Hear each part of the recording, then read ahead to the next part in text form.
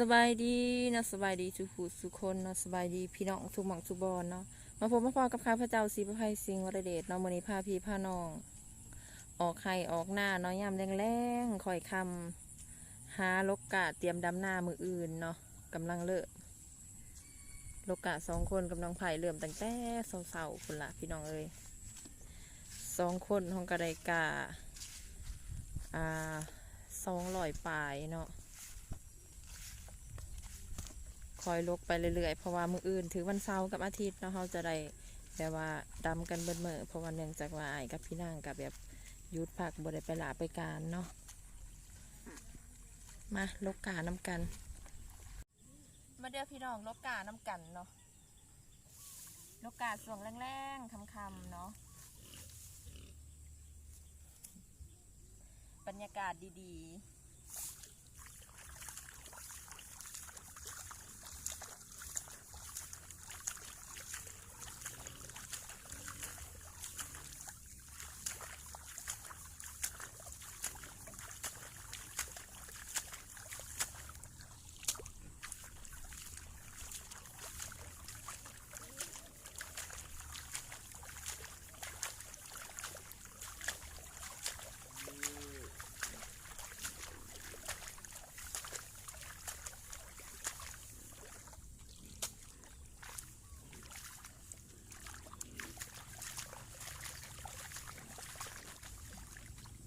กะห้องก็ได้1 เดือนพอดีเนาะ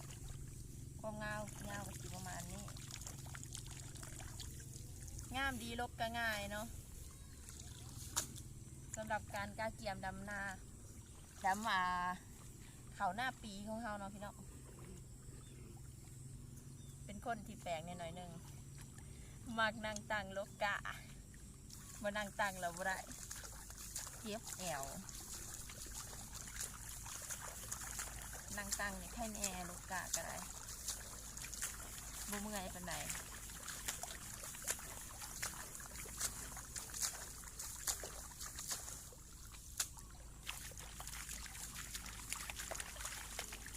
ช่วงนี้อากาศดีเนาะบรรยากาศดีๆ2 ค่ำแรงๆมาช่วงนี้ก็มีฝนตกอยู่อย่างว่าคุมื้อเนาะแต่ว่าบ่แห้งปานใด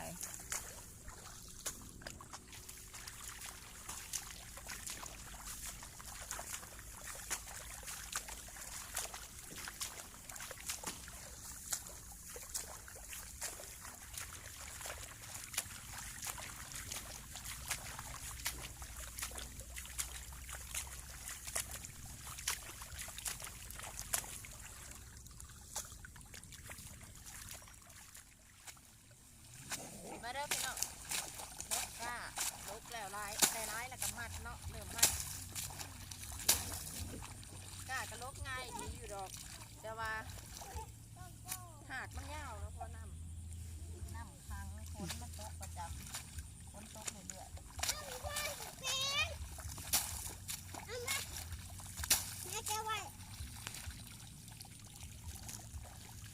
ทรง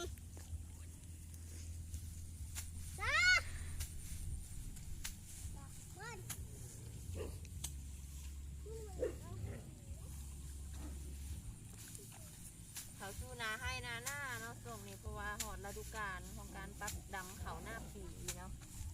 ของคนลาวเฮาหรือว่าคนไทยแถวอีสานเนาะ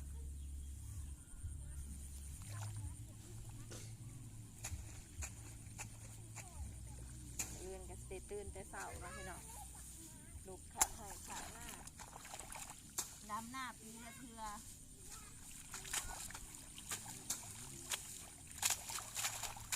อาชีพหลักของคนลาวเฮาเนาะก็คือเฮ็ดให้ไถนาปลูกฟังเลี้ยงสัตว์ละ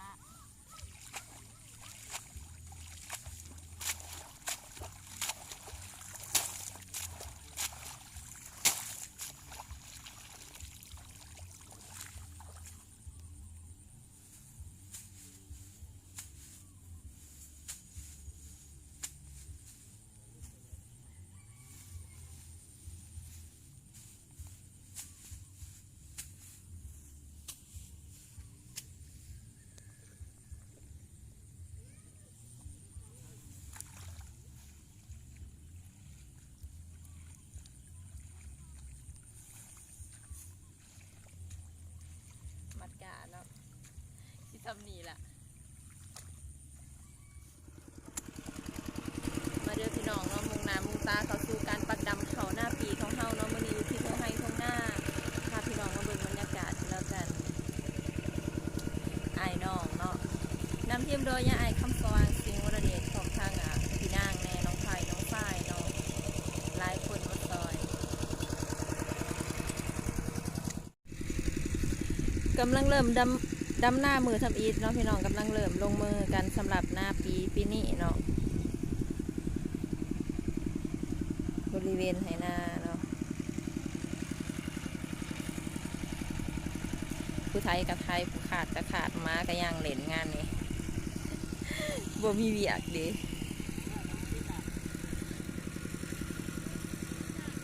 กำลังได้ซีหลองเนาะเพราะว่าเริ่มตั้งแต่เศร้าๆขึ้นปั่นเขาแล้วก็ลงมาบรรยากาศดีเนาะพามาเบิ่งบรรยากาศของการดำไห้ดำนาอยู่หน้าข้าพเจ้าเองเนาะ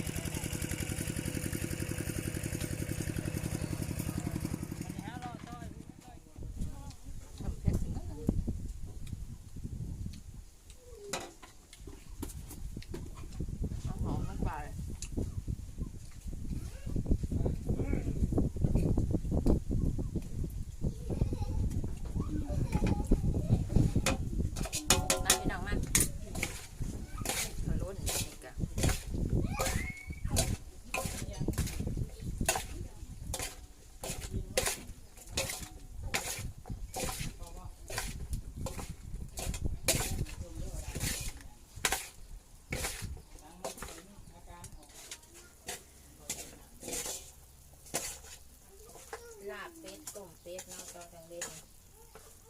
ตอนเขาง่ายมื้อนี้แบบแล้วก็พิเศษไม่นี่หวานมักแตงหวานมักแตงเนาะเฮ็ดเองกะทิสดเฮ็ดเองกินเองแซ่บเองมักแตงสุกใส่สังคูเนาะมาเด้อกินทำกันพี่น้องลาบเป็ดสุดยอดจ้า